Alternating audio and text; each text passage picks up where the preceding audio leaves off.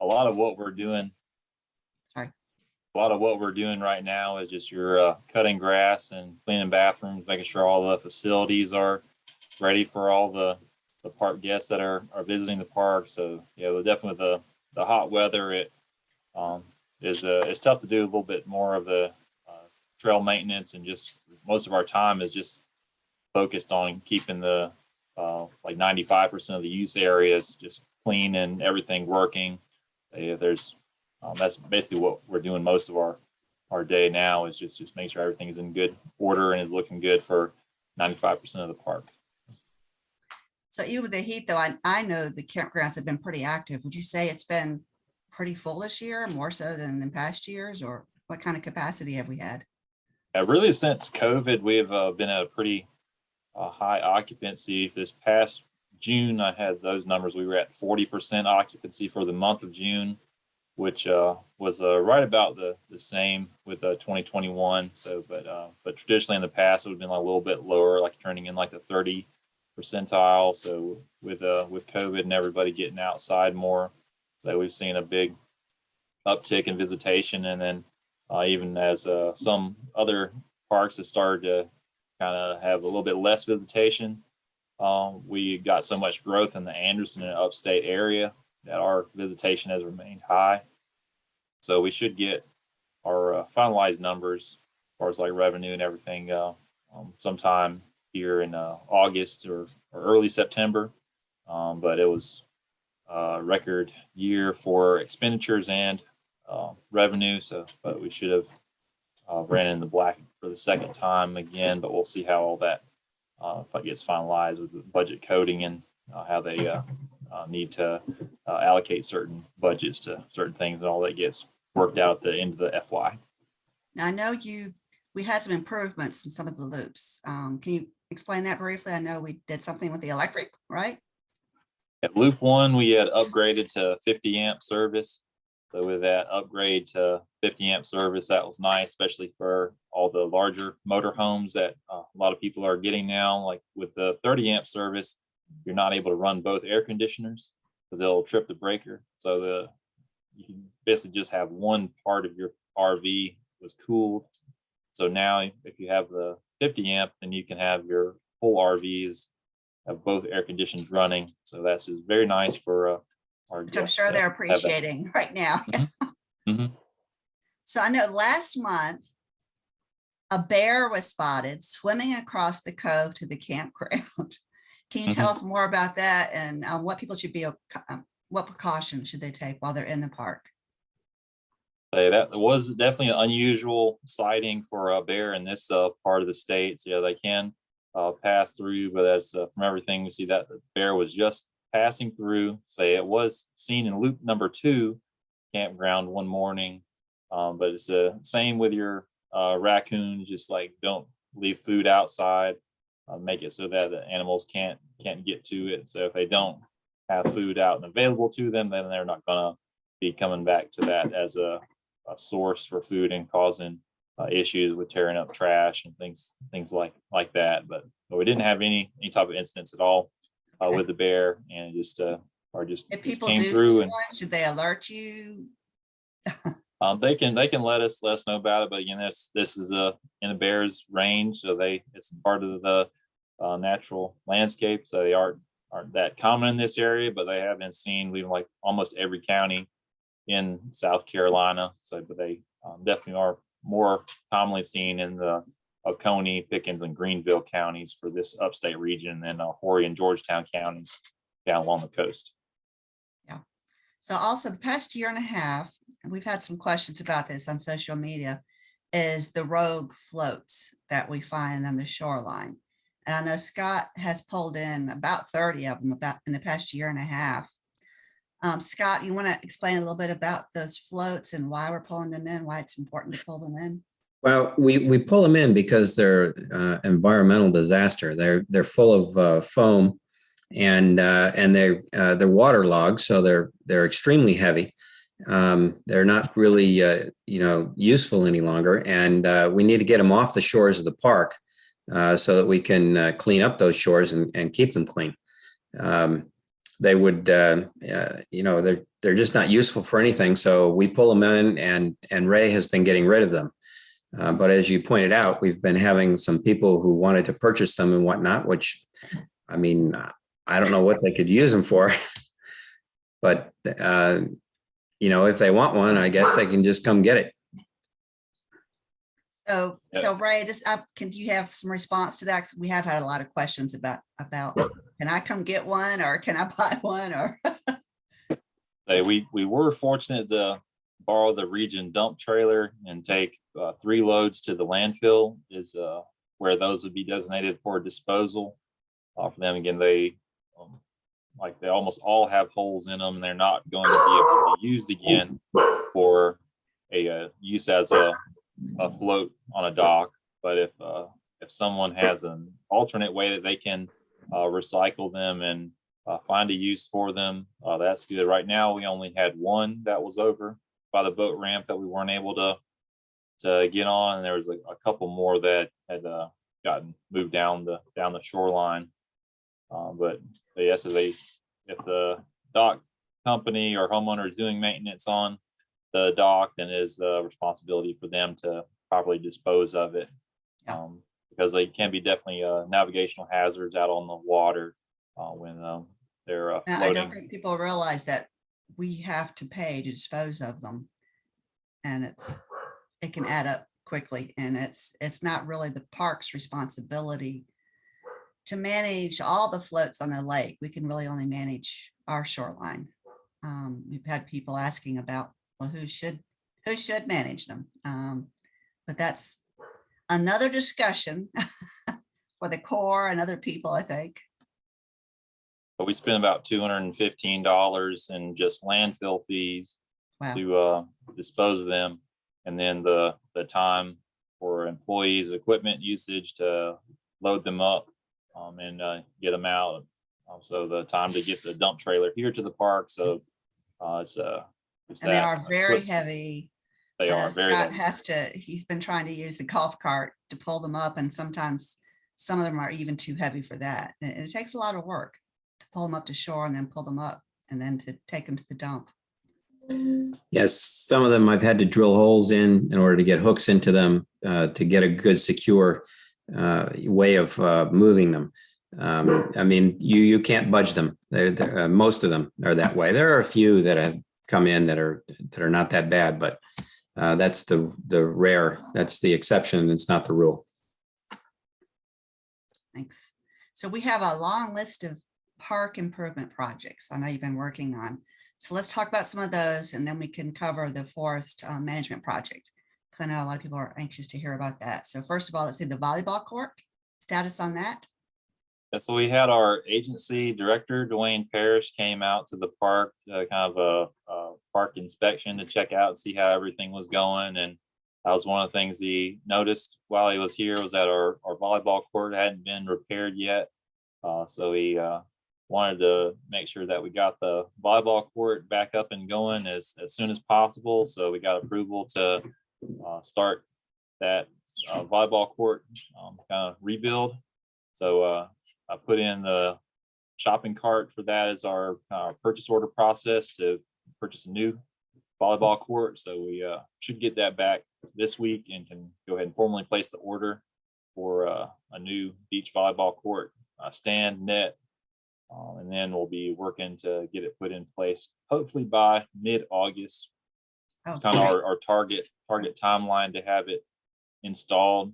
So really it's just a little bit of work, hopefully just spreading some dirt. We'll have to do some renovations on the retaining wall over there, so that we'll see how that goes, but we'll try to add some dirt in on the back side of that to make the volleyball court a little bit wider than it was prior, and it'll be a big improvement. That we'll have a nice new beach volleyball court out there. Right, and then the pump track. I know some people are excited about that. Yep, we got all the final approval from the Corps of Engineers for the pump track to begin that construction process, and I've got the shopping cart for that. I've notified the company Ride Garden that that's all good. I'm just waiting to hear back some estimates on the amount of dirt that we'll need to complete that project. And but you'll see some work that we've begun getting the little Virginia pines out of that area, that the pump track will go over by the ball field. And then we'll be putting up some silt fence, bring in some loads of clay that'll be compactable for the pump track, and then they'll be starting that construction process. That'll be upcoming pretty shortly. And for people who don't know what that is, I guess you'd call it sort of a track for what you call those small bikes. It's similar to like a BMX Yes, track, yeah. but it doesn't have like as many as like the really big jumps like a BMX race track would have, like you'd see on TV. But you get your momentum from pushing off on your pedals and handlebars on the front and the back side of the rollers on the Mhm. track. But it's designed where you basically get like a little bit of a pedal in or roll in, and then you don't actually pedal on the track. You're just using the momentum and Okay, yeah, generate your speed. that'd be some great photo ops. I want to get out and get some pictures of that. And let's see, the basketball goal installation. Is that going to be over in the rec area?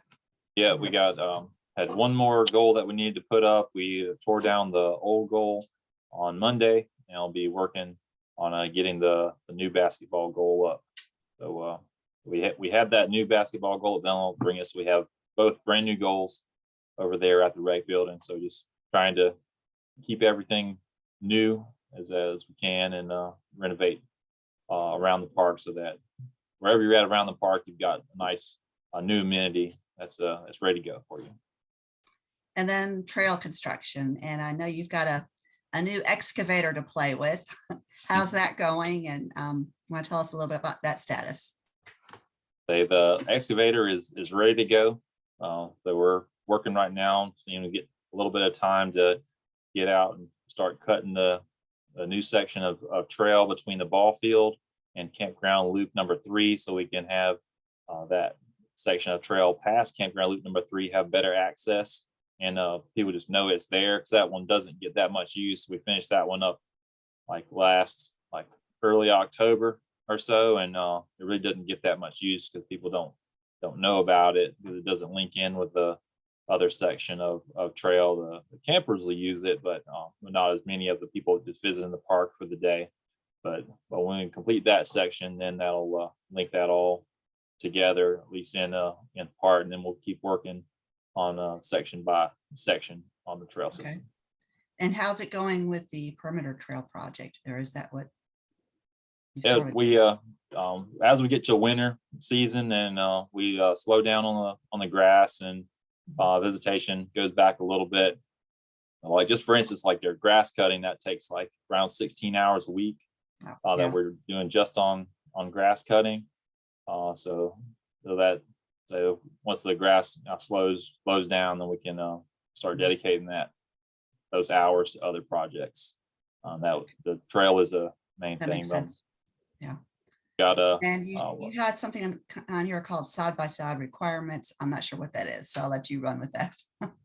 that'd be like your UTVs or low-speed vehicles. Say for DOT, they did make that legal, that some utility vehicles like that can be driven on the roadway. But you just need to register that with the DMV, Okay. and make sure that it is all good. Call them and check and see what documentation they need. Like they'll need your title, and depending on how your vehicle was built, it may or may not be able to be registered for legal operation on the roadway. Like it may say on the title that is for off-road use only, and then you wouldn't be able to drive it on the road. But contact DOT and they'll get you set. You need to have your plate, driver's license, insurance, and DMV registration. But you can do that. Just have it registered with the DMV. All right, so let's jump into the forest management project. What's the status on that? And I think some people understand, but a lot of people still have a lot of questions. I don't quite understand why we're doing it, why it still kind of looks bad, and sort of what the long-term plan is for it. So I'll let you dive into that. Well, we have a lot going on with that. We had a great meeting the end of June where we had the South Carolina Department of Natural Resources, the Corps of Engineers, the Forestry Commission, our head forester for the state parks, region chief, and myself. So we all took a look at the forest as it is, the cutovers, and came up with a plan to start doing some growing season burns and working basically to control the non-desirable species. Say there's a lot of sweet gums. When you say non-desirable species, you mean? Or sweet gums. Sweet gums. Sweet gums is one of those. They don't have a high wildlife value. So there's a lot of those that are coming up, and as well as the original Virginia pines. A lot of those shoots are coming up, but we don't want to reforest with Virginia pines because they were so much of an issue. There's also identified several invasive species. There's trifoliate orange, is Paulownia, and princess tree is a tree of heaven. So those are some of the names you'll find for those. But we have those 3 invasive that we're going to be doing a herbicide management project with. So you see some people going around. It's like you'll cut the tree down and then you'll spray the herbicide on the stump to kill that invasive species. So that's something we're working on. We'll be doing in early August. With the burns and the open areas. The Forestry Commission is working on getting it finalized and get the burn plan set so we can do a growing season burn hopefully in August.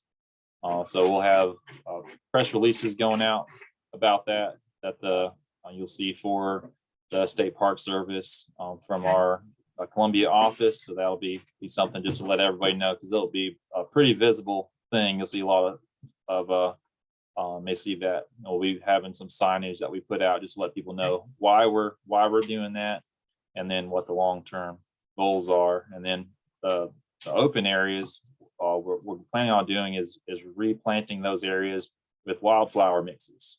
So there's some really good mixes that you can get from a company called Roundstone, and you get grasses and flowers that you'll have bloom like from beginning of spring all the way through into fall. So like where you have the big cutovers where it's clear cut, like in a couple of years after we get the trees under control and then get those planted, then that'll be a big wildflower area. So that we're going to do those in several areas all around the park. And you had mentioned to me that this is great because it's good for the deer and the wildlife, and that you've never seen a rabbit in the park. Is that because that's right? Okay. I've never seen a rabbit in the park in 4 years here, and Wow. I see them outside the park going around Forest Cove. I see them in that neighborhood, but I've never seen one in the park. So hopefully we'll be able to get good habitat for rabbits, and they'll be able to move in. So we like to establish quail here. I had seen quail here for the first time. So that was great to see. We do have a fair number of doves, and the dove population should just continue to increase with benefiting their habitat. But the wildlife openings give you greater insect populations and helps all your species of birds. And that also is a good bedding area for deer. They can find good cover in there. So it is a lot of benefits from having a That good was really wildlife. interesting. You said that before the European settlers came in and started using the land, that changed the landscape. And so as a result, we don't have those natural larger openings. So you're essentially trying to get it back to the way it should be. Does that sound right? Okay. Yes, we're trying to get those openings that you have naturally had across the landscape back before European settlers modified the landscape. And people think about the park when it was became a park back in the 60s. Say it was all farmland, so it was all terrace, it was row crops, cotton, things like that. So everything was for the vast majority was all manipulated, and then it was replanted with pines just in a monoculture, and that's you don't want to have that ideally in just one species. And then that diversity is important to the wildlife. It's interesting. Okay. Before I continue, does anybody in our audience have any questions about any of the projects in the park and about the forest management project? And Yep. again, Yeah. we are recording this and we'll share it on social. So a couple of things. Let's see, we've got some Yes, volunteer ma'am. projects. One hey. question, Yeah, sure. Go. Jeff Young. I thought at one time there was a Frisbee golf situation that was under planning, but I wasn't sure where that might be going, and possibly get something from the ranger concerning the plans for that, if it's still in the planning situation. Yep. Yeah. The additional 9 holes is still in the plan.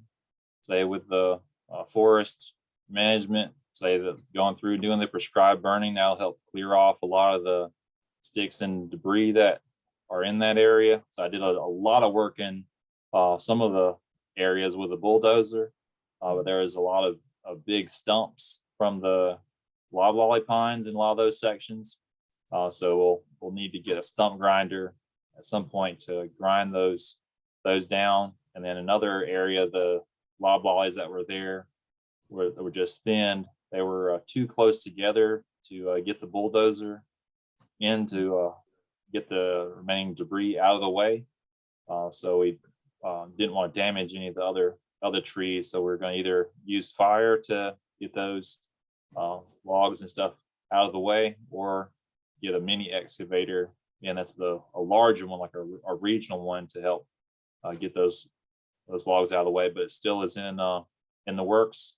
But we're just kind of working on getting those grounds cleared out. But a lot of the fairways are already cleared out the way that they'll be. We just gotta kind of get the ground like totally clear so we can run a mower through there as maintenance. Right, thanks. But we have 9 holes already up and running, correct? I mean, and those are usable. It's the additional 9 that you're talking about, right? Correct. Okay. Thank you, Ranger. Yep. In fact, I've got some of those Frisbees. I've been wanting to get out and try it sometime. I haven't done it yet. Thanks. Okay, and then, all right, volunteer projects. Scott, you want to talk about, or I guess both of you, Ray, what do you see as some more immediate needs for volunteer projects? Like immediately we can just have, if anybody has a little bit of time, to come over and work on just trimming the trail back. We got some just new growth coming up from the summer season, summer rains that we have gotten. Say the sweet gums are growing into the trail, so just trimming those things back. We did have a few small trees that were down that we'll have to take the chainsaw around and trim those out. The trail is passable everywhere, but the trees are more just like new growth, just needs to get trimmed back. So if anybody with the Friends group wants to do a little bit more work with any of that, say that's great. And we're also looking for more Campground Hosts to come help out on the park. We had a couple that had some stuff come up, so they weren't able to make it. But we do have some Campground Host openings for anybody who wants to give that a try. So How many months does that role last?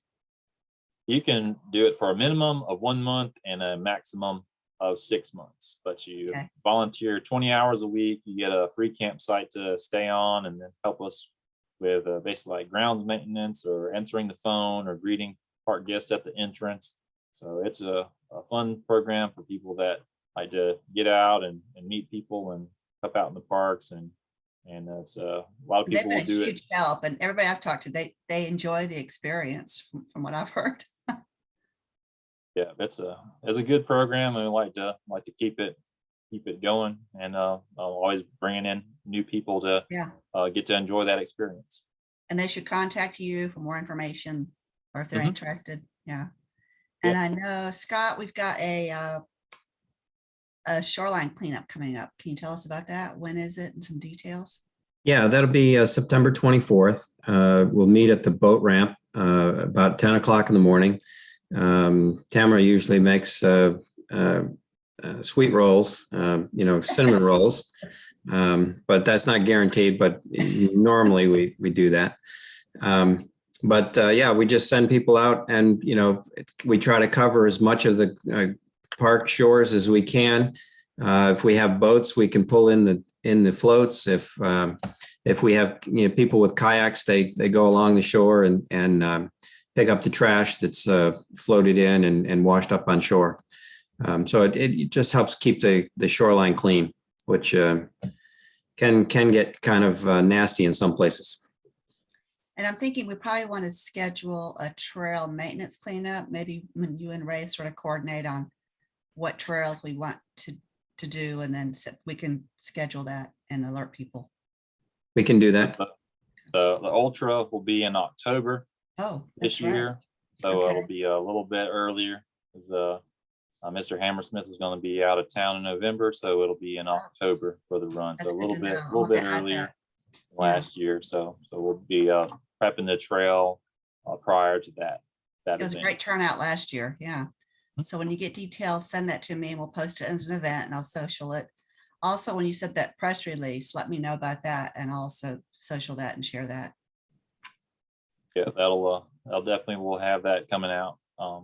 Hopefully sometime soon, but we'll have more information shortly on that. Okay. Ray, anything else? How, is everything else going smooth? So, well, we do have a new ranger, Mr. Oh. Derek. He is on the Okay. line. There's one, but so that is great to have him on board. He's learning Sadlers Creek and bring some good experience from other parks that he's worked at. So we're very excited to have him on board. And, Welcome, Derek. learning Sadlers Creek.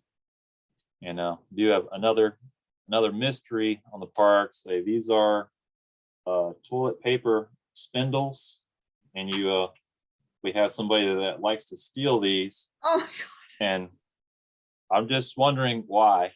my God. So if they'll leave the roll of toilet paper but steal this. A souvenir. So, but this is like all around the park. They'll my steal gosh. these. Wow. And I just want to know why. That's but if they could bring them back, that'd be nice. But just kind of one of those weird things that just try to figure out. I may have to post about that. That's too funny. All right, Scott, any last things about the Friends group? And by the way, get your annual passes if you haven't through the Friends group. Those that goes straight to the park. Like us on Facebook. Yeah, you can purchase those online or directly from me. We're also looking for volunteers to be on our board of directors. If anybody's interested, really doesn't take a lot of time, but it's a little something that you can help the park out with. So we're always looking for volunteers. Great. Thank you, everybody. Ray, thanks for taking this time to talk with us. Like I said, I'm going to record this and we'll put it on YouTube for people to share. Thank you, everybody, and have a good evening. Stay cool out there. Thank you. Thank you. Thank Bye. you.